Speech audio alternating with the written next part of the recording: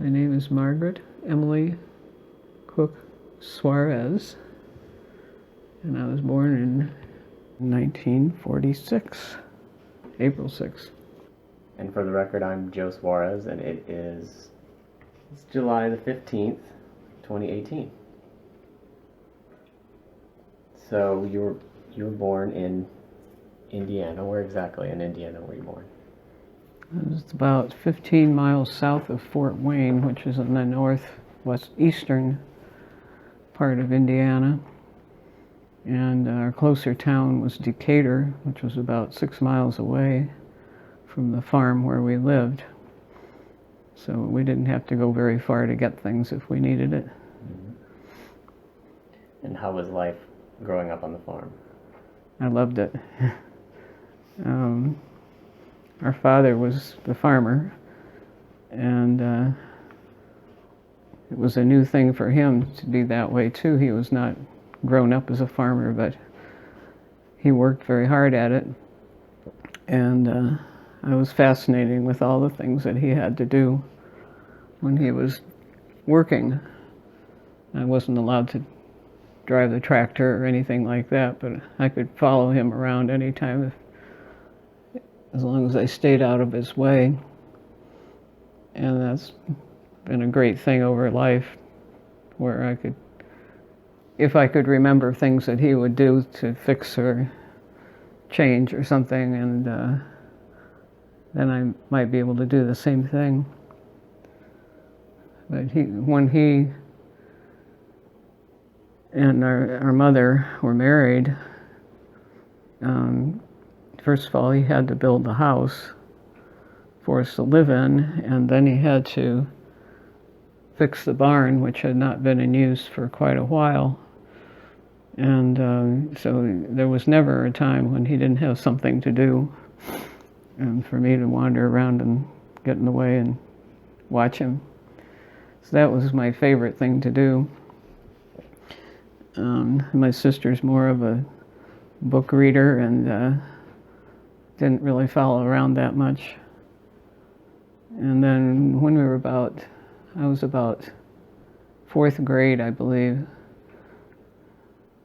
we each got a bicycle. And it was the same thing. She drove around on her bicycle a little bit, but I went all over the place on my bicycle all day long. And that was a wonderful thing to have. We didn't have any other children close by, so we had to kind of make our own decision as to what to do. We had family. We had our aunt and uncle who lived right next door, and our aunt was beautiful. It was really wonderful with flowers. I would watch what she did, but I didn't remember very well. Unfortunately, I wish I had listened and watched better to see how she did it, because it was just wonderful flowers there. But that was one thing that I could wander around into, and she'd call for me if there was a snake, and I'd be the one to get rid of it. That was a lot of space for us to just kind of run around in the area. We had a beautiful trees all around, about 2/3 of our where we actually had our farm, where we had our houses, and we could walk back in there and see lots of different things right down to the river, which river was, I don't know, probably about 1.5 miles long, but it creaked around in different directions so many times that it's hard to tell, but it sort of went around part of the farm. So it was nice. Sometimes we'd go down to the river just have a little picnic down there, maybe some friends or cousins or that sort of thing. Have a little fun afternoon or lunchtime or something. And sometimes we got to pick grapes or Strawberries, our aunt had strawberries and a number of other berries that my mother would have to collect all those and then do something with them once she had them. But she did all that work. We were kids and we didn't have to work very hard, really.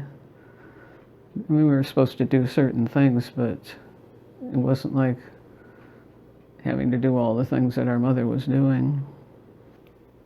Of course, the house being built in 1940, in the 1940s, there wasn't a big, nice box that was the way you'd clean your clothes. You'd have to make the machine work and then do several things to make the machine work, and then get the water out of them and take them upstairs and hang them up outside if you wanted to get your clothes clean and dry.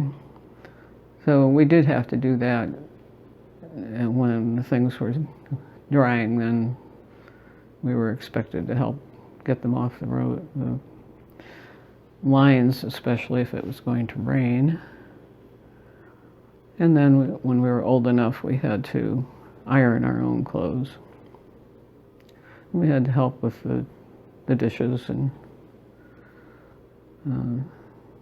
a few things, cleaning our own bedroom, keeping our beds made, and pretty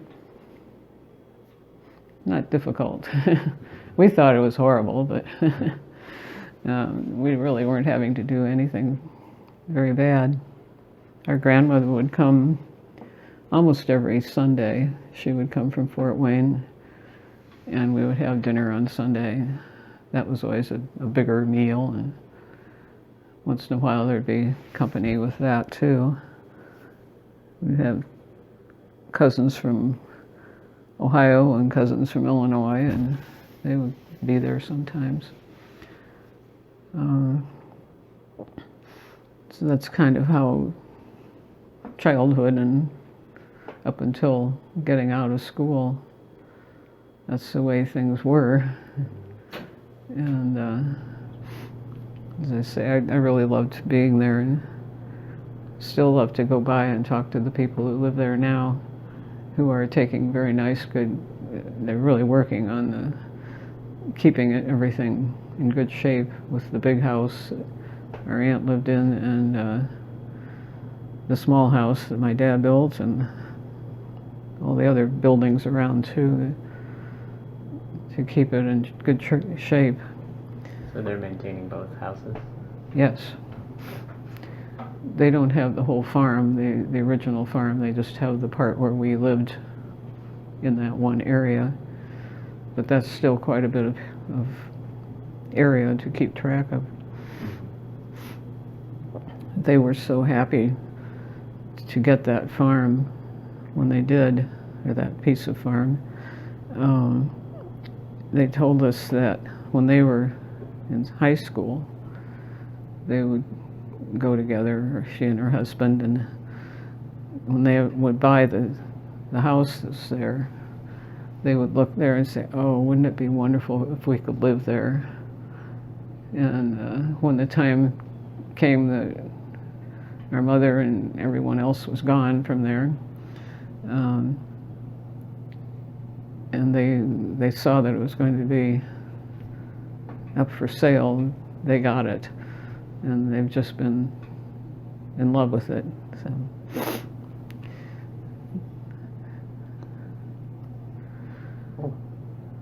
you mentioned schooling. Where was the schoolhouse in relation to the farm? We were about 6 miles away, I guess. We were the last people onto the bus. We didn't have, in our township, we didn't have our own school. So it was up to us whether we wanted to go to one school or another, but almost everybody in the area would go to the closer one, which we did. Monmouth School, which was outside of Decatur, Indiana. And so we were lucky we only had to stand out there waiting for the bus to come for a very short time, and we were the first ones off in the afternoon then. Some of the kids were on the bus for almost 2 hours because they had to go around all these farms. Yeah. Oh, wow. Some of them they had to even go on the driveway because it was over a mile back from the street, from the road, and the bus would go in for them. Monmouth was not very many students. In my sister's class, I think her class was 27 students in their class. And since I was a baby, but what did you call them? The baby. Baby boomer? When all the guys came back from the war, you know, and yeah. Well, we were right at the beginning of that, so we had a greater number of students, and ours was about 42, I think. That was the biggest one they'd ever had, I think. My last year in school, well, my sister ahead of me, she was three years in school ahead of me because she was so smart. They put her ahead in about 4th grade. So she was, and I always thought, well, that was wonderful, but later in life when we talked about it, she said, well, you know, I was a lot younger than these other students ahead of me, you know, when I came in there, you know, and it was not so easy as she thought, or you might think it would be, I guess, but as far as schools goes, she was on the top. She was the valedictorian. So then in high school, I was only in high school with her for 1 year, which was kind of nice, really. I mean, in a small group like that, everybody knows who everybody is and what. But I felt a little bit more like I could be me, and she was not going to be there. Then for the last year of school, my mother really kind of pushed down on me, and she said, you know, the school that you're going to go to college next year, in another year, and you really need to get some more out of your classrooms than you can get from this little school, since our mother was she taught in high schools and she knew. And I dragged my feet. I didn't want to do it. You know, it was going to be something different. I didn't want anything. Finally, the day we were supposed to start school, I said, well, okay. So I went to the other school in Decatur, which wasn't so horrible because I did know people there. I was in Girl Scouts in Decatur, all through Scouts in school. And also we went to the church and we knew people there. So it wasn't as if I was just off in a corner and, you know, afraid of anything. And I had to work hard that year. And my mother was right. You know. I managed to get through all the math that you could do in that school, and it was enough that I didn't have to do any more when I got to college, which really, I was happy, because I didn't want to do that kind of thing in college. So let's talk about college. So you graduate from Monmouth, is that how you pronounce it? Monmouth. Mm-hmm. And well, no, I graduated from Decatur. Oh, Decatur. Okay, yeah. Sorry. And then how did you end up picking the school you went to? Well, of course, my sister had been ahead of me, and that's a good thing when you have somebody ahead of you. You can kind of watch what's going on to them and decide what you're going to do or not do. But and I had gone along with my mother when she took them around, my sister, to where she would maybe want to go.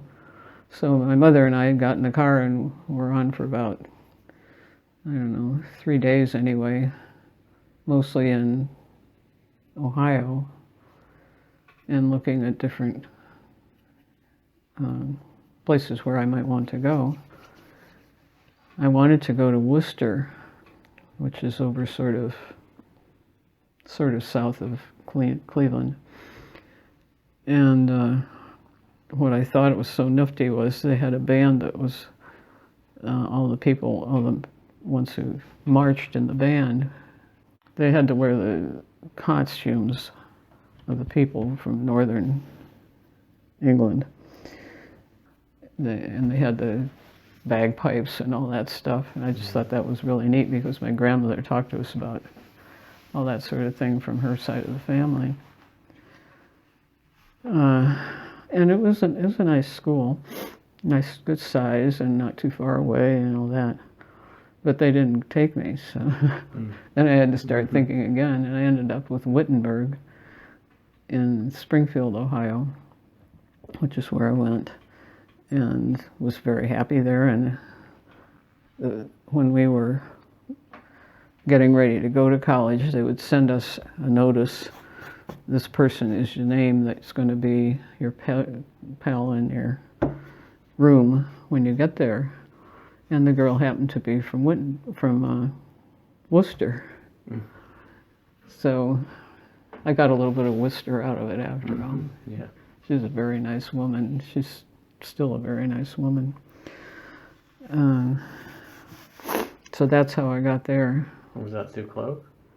Pardon me? Was that Sue Cloak that you were? No, I didn't know Sue until I got to college, and I didn't know her for a little while. But one day I was sitting in the room and doing on some of my work, and she knocked on the door and she said, "I play in the band, and somebody said, is there anybody? Do you know anybody who's can play clarinet? There's this list here." And she looked at the list and she said, "Well, this person's in my room, my dorm. I'll go and talk." That was me. Mm-hmm. She came and found me, and I wanted to be in the orchestra. I'd never been in an orchestra, and I was planning to do that. And anyway, she dragged at me and pretty much dragged me over to be in the band, and of course that was something really new too with Sue, because we've been together ever since then. I really knew her for years, and we had a good time in the band. And I gave up the orchestra, not because I didn't like the orchestra, but we had a director who was absolutely horrible. And I just wasn't going to put up with it another year. What was your musical experience before that? Was there a lot of music back at the farm? My grandmother, to begin with, had a piano in her house, which had been where my mother lived, of course, as a child, and she knew how to play the piano, and my aunt, Cotty, who lived on the farm, also could play the piano. So when my sister Jeannie was she was in school, but not very far in school, my aunt started to teach her how to play the piano. The only way they could do that was to get the piano from Fort Wayne to our house, which they did. And then I got kind of interested, so maybe my aunt could teach me also, but I wouldn't practice enough, so she gave up on me and just kept teaching my sister how to do it better. But the piano was always in the house, and I could always sit down at it and pick around with it. And starting with one hand, I would learn things, and then finally I must be able to do two hands, and eventually I could do something sort of similar that you might think was music. and so we had that right in the house. I don't remember just how it happened, but in the small school of Monmouth, there was hardly any musical anything. This wonderful man came from a close by other town, and he was our music person, band, choir, anything music. There was not a whole lot. And he got together enough of a band that we were able to actually do something. So he started with my sister, of course, ahead of me. She played the flute. And then when I was I think I was in sixth grade, I started playing the clarinet. Now there was a book in our house that my aunt in Cleveland had given to us. The book was about all kinds of musical instruments. And I opened it and I looked in it and I thought, these were kind of neat, you know. And it was just black and white, of course, nothing else, but with actual people standing there or sitting there with their instrument. And it would say all sorts of things about each one of these. And I looked at those a lot of times, so I really had my eye on what I wanted to play when it got to be the time.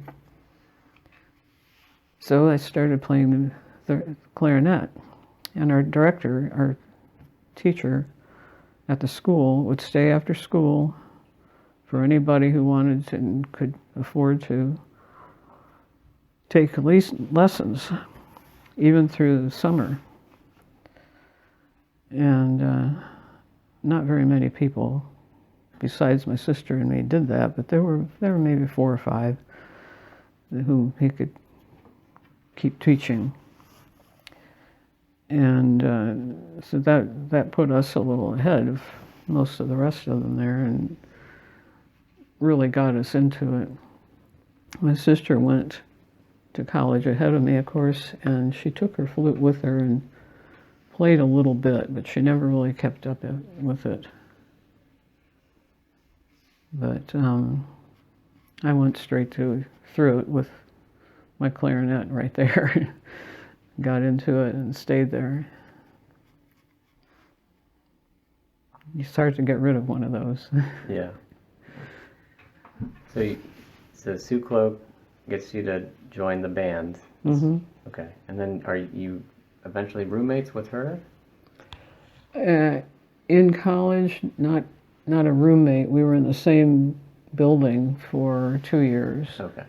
And then she was in one of the Greek groups for the last 2. But, we were close to each other and a small area of getting around to people, and if you didn't have a car or anything. So we'd see each other a lot. And when we got through college, she went to work with her father. He decided he wanted to have this old-fashioned store. And she was very involved then with looking for everything they would need for that. And they went all over a lot of places, mostly in New England, because that was the type of thing they were thinking of. Mm-hmm. Even when we were in college, she was somewhat involved with the whole thing.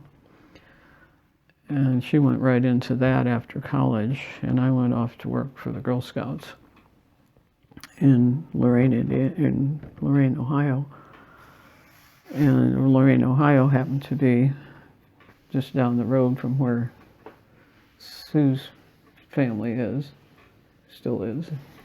And so I got a place to stay for 1 year without very much money, because they had a house that she and I could stay in for a while, and then her parents came from New York, where they had been, so that they could be where they wanted to have this store thing that they were making.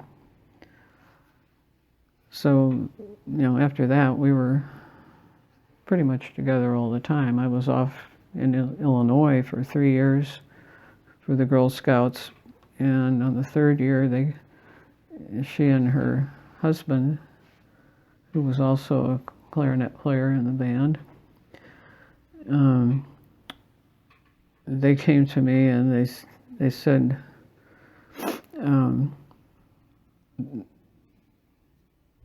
well, I'm trying to remember how this worked. Yeah, she said that we'd like, if you don't want to work with Girl Scouts. I was kind of thinking about looking for something else. Would you like to go into this business with us? And we have an opening at one of the stores. By this time they had 3 stores, and we needed somebody in charge there. Well, I kind of thought about that. And, okay, I'll do it, So that took me to Dayton, Ohio. And I was working there then for about a year. And after that time, Sue was going to have a baby, and they felt they'd need somebody at their main building in Huron, Ohio. So they asked if I would come up and live there, back in Huron, where I had been at one time before. So I was okay with that. So we went. I worked for our company for 27 years, and it was more like a family thing, really. And they made me feel that way anyway. And it was a lot of fun to go to different places, start out new stores, and get them going, or maybe you might have to change it in some way, and of course you'd have to go back and forth to make sure everything was going all right. And for the most time it was fun. Mm-hmm. So I know you moved around a lot in different places. Was that mostly for Girl Scouts? When I was working, you mean? No, I guess right after college. Right after college, I went right to work for the Girl Scouts in Lorain, Ohio, where I was for 3 years. And that's what I wanted to do, to get out of college. Not to get out, but I mean, that's the thing that I wanted to do after I was out of college. And I remember going to talk to somebody in Dayton when I lived there, I guess I was still in college. You had to go and talk to somebody, and they look you over, and then they decide whether you might be Girl Scout-ish enough to take this on, And there wasn't any, they didn't hesitate, so I did that. Of course, summers for 10 years, I was in Girl Scout camps in the summers. So, in fact, that was the hardest thing, I think, not having camp the next summer. And I really missed that for several years. It was very hard. Did you live in or near Chicago for a bit? Juliet in Illinois, that's fairly close to Chicago. It's about an hour's drive. So yeah, I was 3 years there, doing the same kinds of things I had done in Ohio too, and keeping up on the people who are supposed to be in charge of various things and running the camp and all that. So you end up in Huron. Yeah, where does Dad come into the picture? When did you guys meet? Oh, Dad, yeah, there is him. When I was living near Dayton, working there that 1 year, a friend of mine who lived in Columbus, I would go back and forth to see her, and she was a friend of Sue also. We'd all been in college, in the same college, and this woman was blind. She went through college. She could walk around the whole campus, and except when it snowed. She could not hear. Everything's so quiet, when there's snow. Otherwise, she could go all over that place.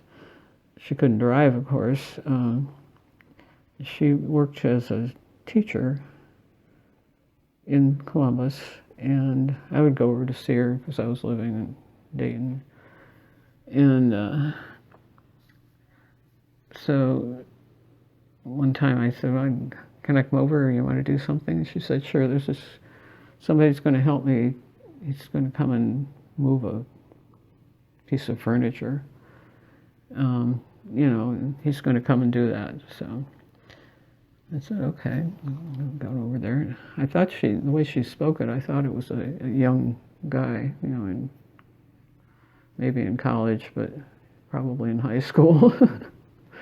So this guy came in with long, dark, black hair and one of those Sideburns, things, sideburns. And I sort of, oh, okay. How old are you anyway? So that's when we met. And he had met her from working with one of those where somebody calls and they're saying that they want to kill themselves or something like that. And you work with them and try to get them to calm down and that sort of thing. The two of them had each worked in that thing. So there we were. Suddenly this guy thought, who is this? And maybe I should pay attention to this woman. And I didn't think too much about it, but he seemed like a nice guy, so that was the start.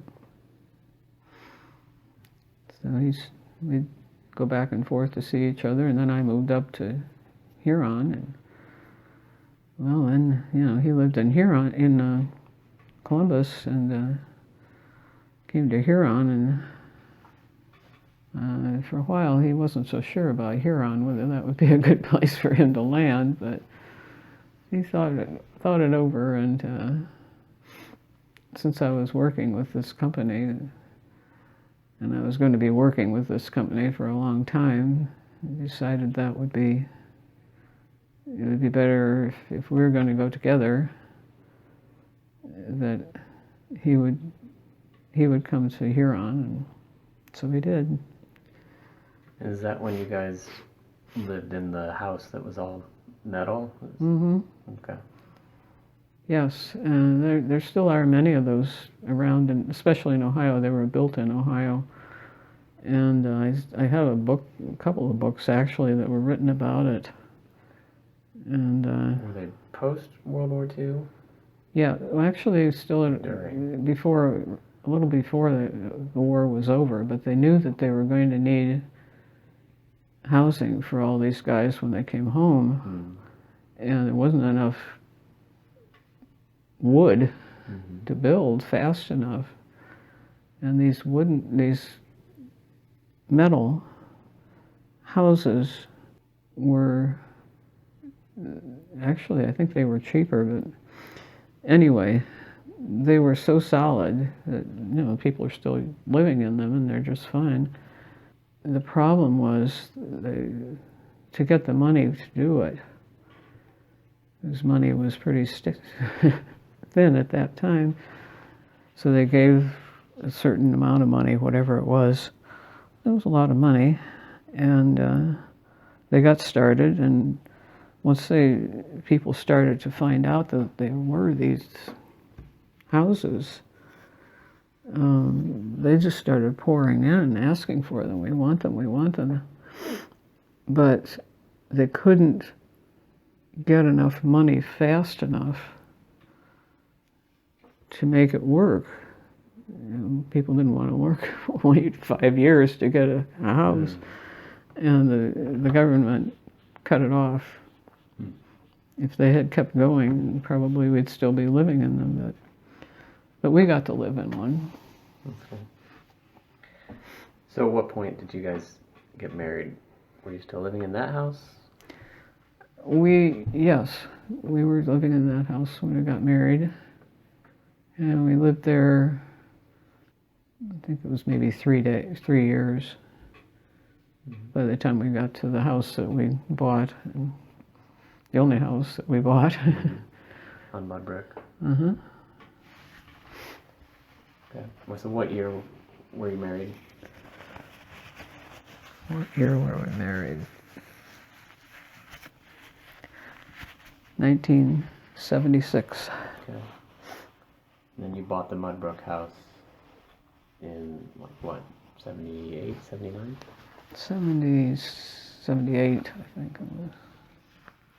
Maybe 77. It was kind of near the end of the year. I forget which one.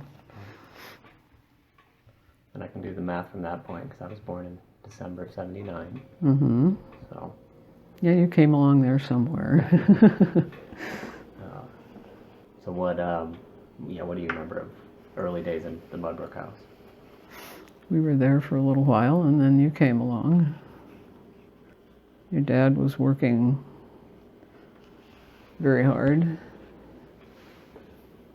Lots of long days, and I was working for the Wileswood group, and which was nice to be just around the corner. I could walk there if I needed to.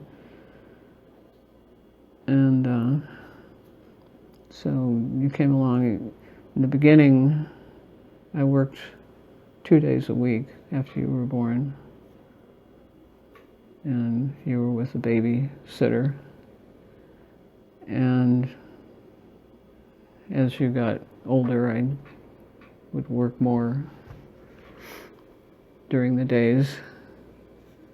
But actually, they were so flexible with me. It was really nice. And, something came up, unless it was some really important thing that had to happen on one day, they would say, well, okay, do that and come back the next day or something. Or just get to it when you can. So that was very helpful. And, well, I don't know, I enjoyed having you in the house, doing things with you and your friends, and getting into school, the usual things that you would do. Meanwhile, as I say, your dad was working away all week, doing very good. We were lucky to be able to travel a little bit once in a while, and we would go back to the farm in Indiana to see Grandma and Grandpa cook, whom you probably didn't remember very well, your grandpa. But the other side of the family, my sisters, and try to get people together several times a year anyway. That was fun. I know not one time, but many times we would be driving and he would say, how much longer? Are we there yet? Or something like that. How much longer is this going to be? What else did we do? Went to Lake Gage. Yeah, we went to Lake Gage, that's right. Near Angola, Indiana, Mm-hmm. the closest town. Yeah. And eventually later on we went to a lot of other lakes right in that area. And those were fun. All you kids jumping off the boats and losing their money in the water and things like that. That was always something. When we were kids, we just, I don't know, maybe Jeannie wasn't so excited, but I was always so excited to go to the lake.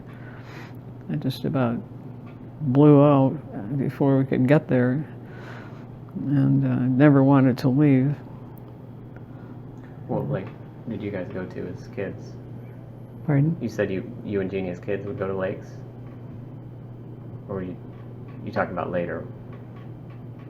Yeah, that was later than Okay. than when just she and I were there. Mm-hmm.